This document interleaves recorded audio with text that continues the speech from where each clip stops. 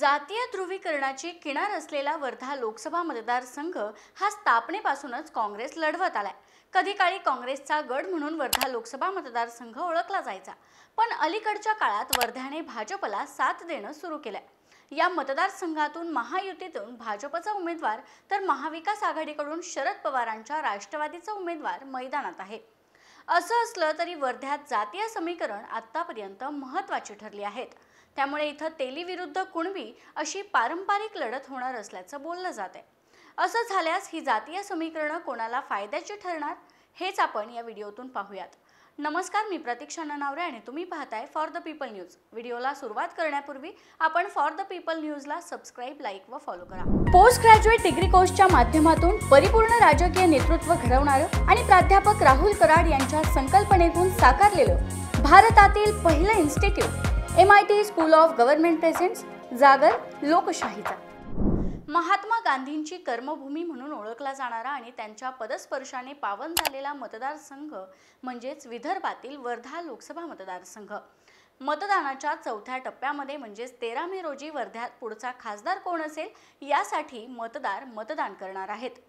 महाविकास आघाडीतील राष्ट्रवादी काँग्रेस शरदचंद्र पवार पक्षाच्या वाट्याला आलेल्या या मतदारसंघातून माजी आमदार अमर काळे तर भाजपकडून पुन्हा एकदा विद्यमान खासदार रामदास तडस यांना निवडणुकीच्या आखाड्यात उतरवले।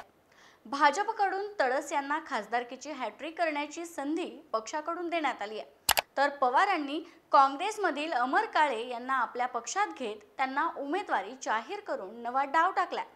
वर्धा लोकसभेत येणाऱ्या 6 पैकी 4 विधानसभा मतदारसंघामध्ये भाजपचे आमदार आहेत, तर उर्वरित 2 मतदारसंघात काँग्रेस आणि स्वाभिमानी पक्षाचा प्रत्येकी एक आमदार आहे। आता सध्या निवडणुकीच्या रिंगणात असलेल्या उमेदवारांच्या राजकीय कारकिर्दीवर एक नजर टाकूयात। विदर्भात पैलवान म्हणून प्रसिद्धी मिळवल्यानंतर विरोधकांना धोपीपछाड करण्याची परंपरा रामदास तडस यांनी राजकारणाच्या आखाड्यातही कायम ठेवली। कृषी उत्पन्न बाजार समिती, नगर परिषदेपासून त्यांनी राजकीय कारकिर्दीला सुरुवात केली। पुढे काँग्रेसमध्ये प्रवेश करत त्यांनी विधान परिषदेच्या माध्यमातून मतदारसंघाचं प्रतिनिधित्व केलं। नंतर त्यांनी भाजपमध्ये प्रवेश केला। भाजपकडून विधानसभा निवडणुकीत त्यांचा पराभव झाला।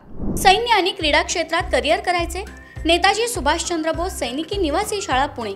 ॲडमिशनसाठी संपर्क 960 781 1662। 2014च्या लोकसभा निवडणुकीत त्यांना या मतदारसंघातून खासदारकीची संधी मिळाली आणि त्यांनी त्या संधीचं सोनं करत विजय मिळवला। पुन्हा 2019 मध्ये तडस यांच्या माध्यमातून भाजपचा झेंडा इथं फडकला। त्यामुळे आता यंदाच्या निवडणुकीत देखील भाजपनं पुन्हा एकदा तडस यांना संधी दिली। तर प्रतिस्पर्धी असलेले अमर काळे हे माजी आमदार डॉक्टर शरद काळे यांचे पुत्र आहेत। त्यामुळे राजकारणाचं बाळकडू त्यांना घराण्यातूनच मिळालं। या जागेसाठी त्यांचं नाव सुरुवातीला काँग्रेसकडून चर्चेत होतं, मात्र शरद पवार यांच्या नेतृत्वातील राष्ट्रवादी काँग्रेसकडून त्यांना तुतारी या चिन्हावर निवडणूक लढवावी लागणार आहे।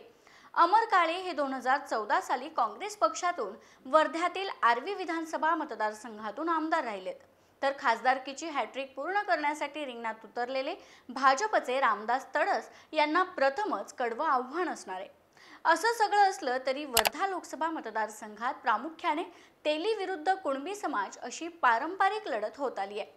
तेली समाजातील तडस यांनी 2014 सालच्या निवडणुकीमध्ये माजी खासदार दत्ता मेघे यांचे पुत्र सागर मेघे आणि 2019च्या निवडणुकीत माजी खासदार प्रभाराव यांच्या कन्या चारुलता टोकस या कुणबी समाजातील उमेदवारांचा पराभव केला होता। आता 2024 मध्येही अमर काळे यांच्यासोबत तडस यांची लढत होतीये। तेली समाजातील राज्यातील एकमेव उमेदवारी म्हणून भाजपच्या पहिल्याच यादीत तडस यांची उमेदवारी जाहीर झाली होती। त्यानंतर अर्धी लढाई जिंकल्याचं समाधान तडस समर्थकांमध्ये उमटलं होतं, कारण विरोधात कोण लढणार हे समजलं नव्हतं। शिवाय काँग्रेसमध्ये लढण्यासाठी फारसं कोणी उत्सुक नव्हतं। त्यानंतर महाविकास आघाडीकडून जिल्ह्यातील इतर नेत्यांना डावलून काळे यांना पसंती देण्यात आली।